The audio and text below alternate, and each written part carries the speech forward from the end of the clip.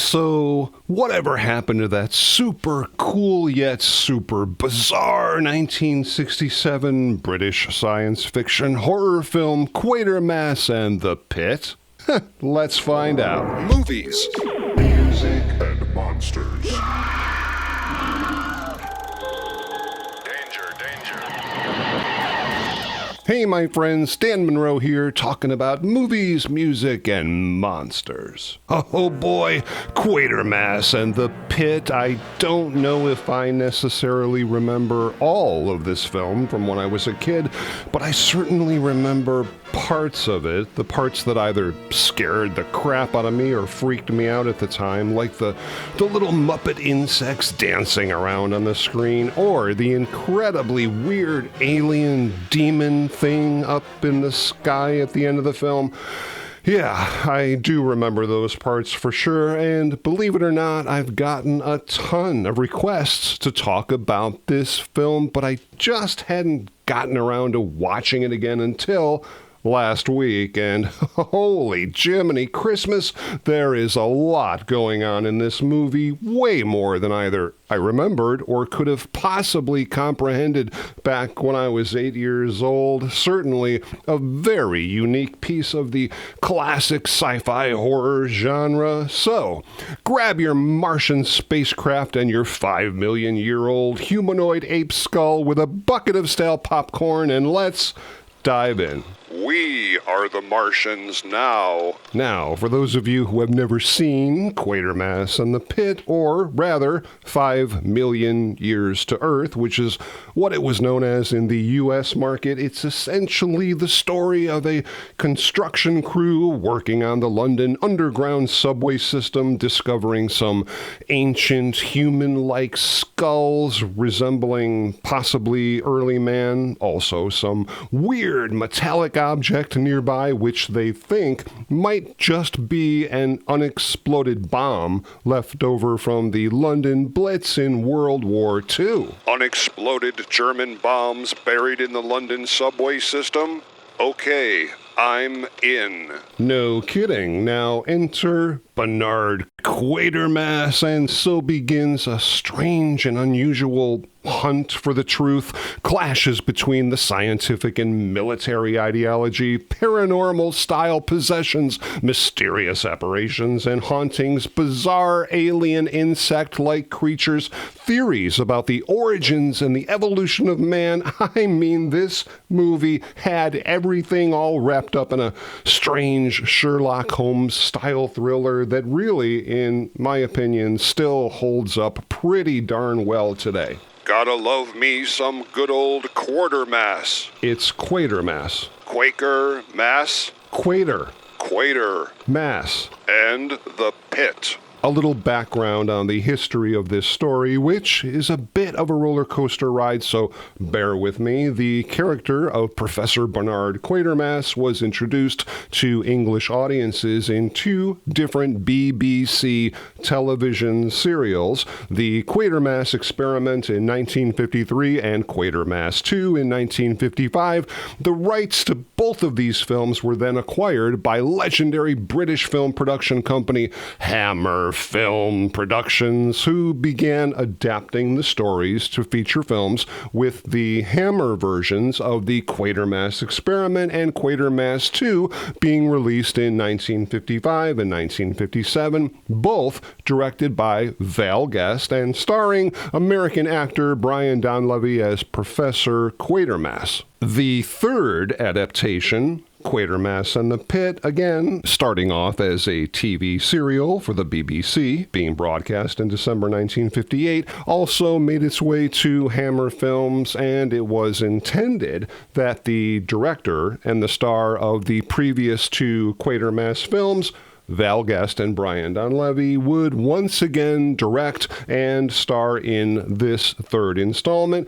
but for whatever reason, Hammer Films found it really hard to secure any financing whatsoever for Quatermass and the Pit. It's Quatermass. Oh, right. However, around 1957, Hammer struck a deal with Columbia Pictures to distribute all of their films, and Columbia, in their infinite wisdom, just wasn't interested in pursuing the Quatermass story, so the whole production just floated around in limbo for several years until 1966 when Hammer Films entered into a brand new distribution deal with the Associated British Picture Corporation and 20th Century Fox, and there you have it. In 1967, Quatermass and the Pit finally entered its long-awaited production. I think what makes Quatermass and the Pit unique amongst the four original stories is that it's not especially rooted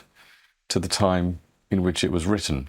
Dare I say it, rather more profound. Although it was written in 1958, I think its message is still relevant 50 years later. I first saw Quatermass and the Pit under the title 5 Million Years to Earth.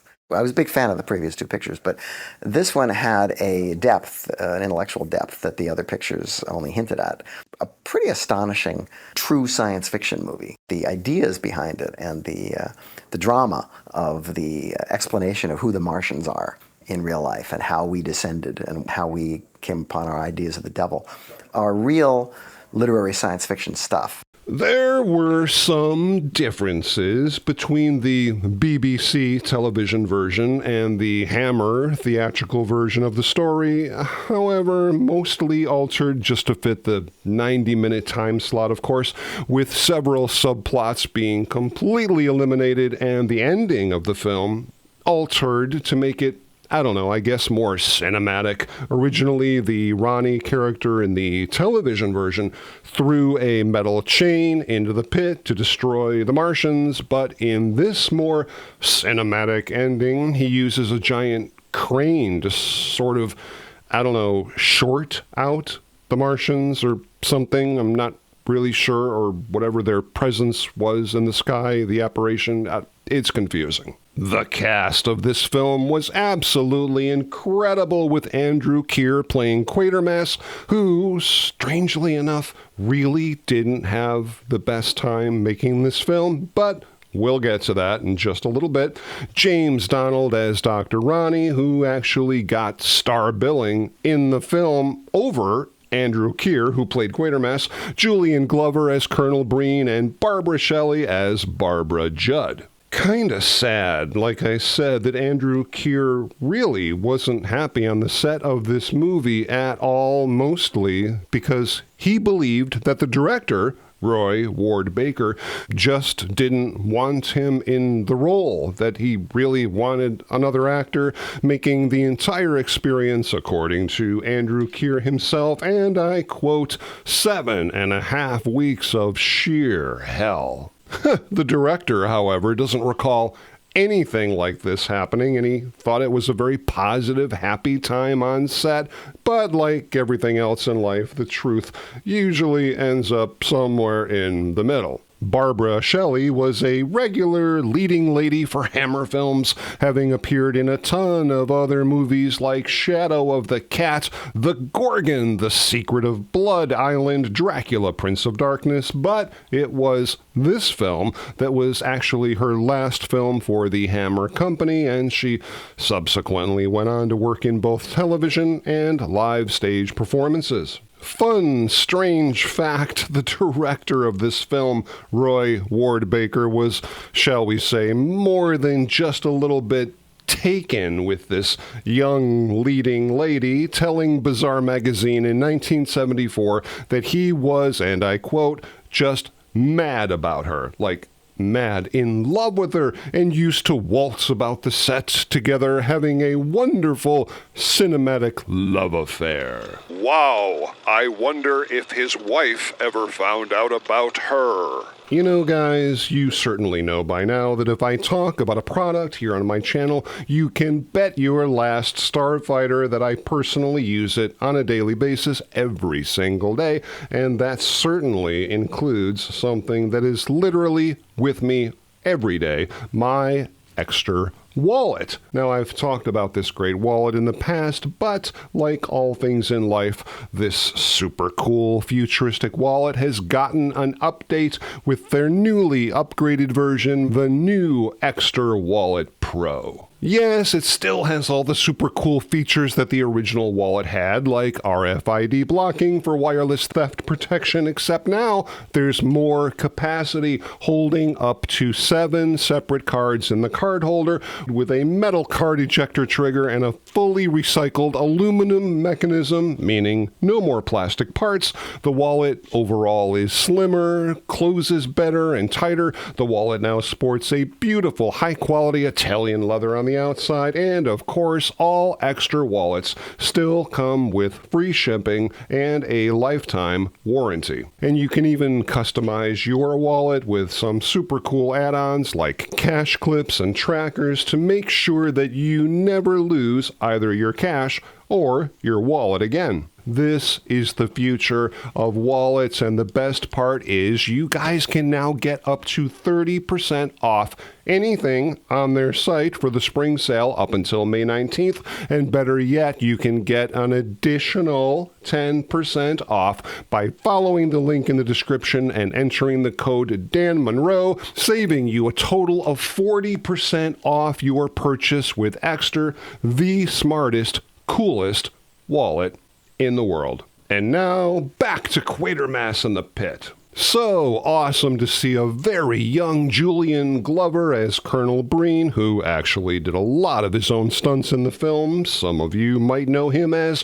General Veers in The Empire Strikes Back, and also Walter Donovan in Indiana Jones and The Last Crusade. Filming for Quatermass and the Pit took place between February 27th and April 25th, 1967, with a budget of about £275,000, which would be the equivalent to over $6 million in today's money, and due to the lack of space at Hammer Films' regular studios, they completely relocated to the nearby MGM studio, which luckily had no other productions going on at the time, so the Quatermass crew had full access to the entire facility, and that can certainly be evident in some of the incredible sets that we see scattered throughout the course of this film. Fun fact, when the script was first sent over to the British Board of Film Censors in late '66, the film was actually given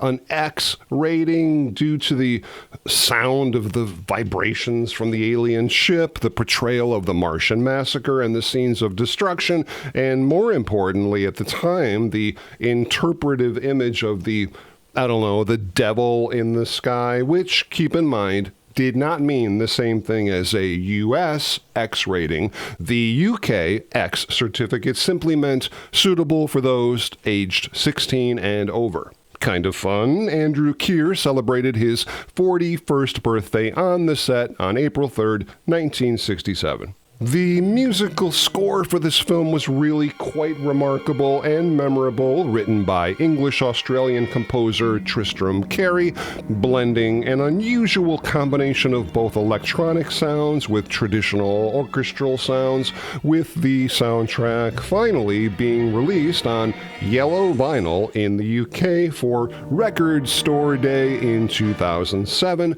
I absolutely love the depiction of the film on the movie posters, especially those gorgeous movie posters of the 50s and 60s, even though I certainly don't remember the ship looking quite like this in the film. And believe me, I certainly would have noticed the, shall we say, predominant assets on Barbara Shelley. Fun fact, John Carpenter was not only a huge fan of this film, but also added many of the elements of this movie to his own film, Prince of Darkness in 1987, very similar, with the underground ancient object taking hold of the minds of the people around it. Super cool. Quatermass and the Pit premiered on November 9th, 1967, also on a double feature with another film called Circus of Fear on November 19th. It was then released in the United States in March 1968 as 5 million years to Earth. Okay, but why? Well, I assume because the American audiences weren't really all that familiar with the character of Quatermass to begin with. The original BBC serials were not shown on American television, and I'm sure that the studio executives just thought that 5 million years to Earth sounded more epic. Money. You betcha. The critical reception to the film was actually very positive, and according to Fox Records, the film needed to make about $1.2 million, but only brought in a little over $800,000. Quatermass and the Pit was released on VHS and various DVD releases over the years, and finally, a gorgeous Blu-ray released in the United Kingdom in 2011, followed by a Blu-ray release shortly thereafter in the US, Germany, and Australia. Okay, but what about all the reboots, remakes, and God help us reimaginings? Well, more than 30 years later, Andrew Keir, who played Quatermass, actually reprised his role of the professor in the Quatermass Memoirs, a 5-part docudrama scripted by original writer Nigel Neal and heard on BBC Radio in March 1996, and in the late 1990s, it was announced that director Alex Proyas, the director of The Crow in 1994, wanted to do a remake, but nothing whatsoever became of that. Then, in 2019, news of a reboot was underway at Legendary Entertainment and Hammer Films, hoping to bring the Quatermass character back to the big screen, but again, unfortunately, nothing since that time has been announced or released. And what about all the super cool costumes, props, and sets from the film? Well, I hate to say it, I've scoured the internet, but it seriously looks like zilch, zero, nada. And I'm guessing I'm really not surprised. I just assumed that automatically the giant spaceship was dismantled and thrown out like most large props are. And other than that, we had the insect-like alien corpses, which, again, I could find no record of whatsoever, sad to say, and other than that, maybe a few posters and lobby cards. There's just nothing left. However, that being said, our friends over at Monsters in Motion used to carry a super cool life-size Martian from the film measuring over 3.5 feet tall, but unfortunately seems to have sold out long ago. But don't take my word for it, guys. If you haven't seen this movie in a long time, pull it out and give it another look. And if you've never seen this film, holy Jiminy Christmas, give it a shot. It's absolutely one of the most entertaining and interesting 90 minutes you'll ever get these days. It's sci-fi, it's horror, it's psychological thriller, it's Quatermass. And the Pit. Quatermass and the Pit was not only a super cool film filled with incredibly bizarre storylines, creatures, and somewhat horrific themes, carrying on the extremely popular legacy of Professor Quatermass in this highly beloved third entry into the film series, but more importantly helped pave the way for other great sci-fi horror alien movie flicks in Hollywood history, like They Came from Beyond Space, The Green Slime, The Andromeda Strain, The Giant Spider Invasion, Invasion of the Body Snatchers, Bloodsuckers from Outer Space, and so many more. We could be here all day, but that, my friends, is the topic of another video. I really hope you guys enjoyed that deep dive into Quatermass and the Pit, and if you did and you like this kind of stuff, please consider subscribing to the channel. I've got a whole bunch of new videos coming up really soon that I know you guys are just gonna dig. And if you'd like to help support the channel, you can always buy us a coffee. Link in the description. And please feel free to stop back anytime as we together continue the conversation on movies, music, and monsters. My friends, our beloved Marta Kristen Judy Robinson from Lost in Space needs our help. As you're well aware, the California wildfires have devastated hundreds of homes and burned tens of thousands of acres to the ground, including, sadly, Marta's home. I mean, literally, everything she owned is gone.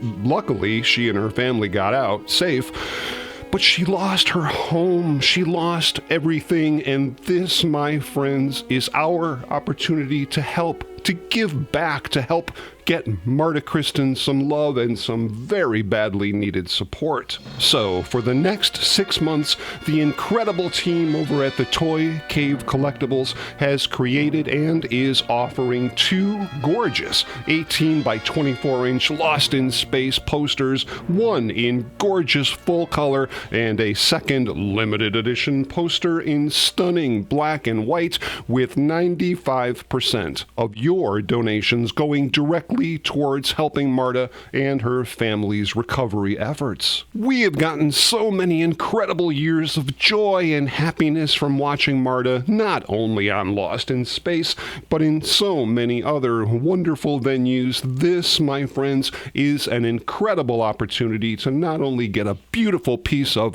original Lost in Space artwork, but more importantly, help Marta Kristen and her family through this extremely tough time. The donations will be personally presented to Marta on October 17th, 2025 at the Carlisle Comic-Con in Carlisle, Pennsylvania. I'm super thrilled to be a guest there as well and looking forward to seeing all of you. But in the meantime, let's show Marta just how much we Lost in Space fans care.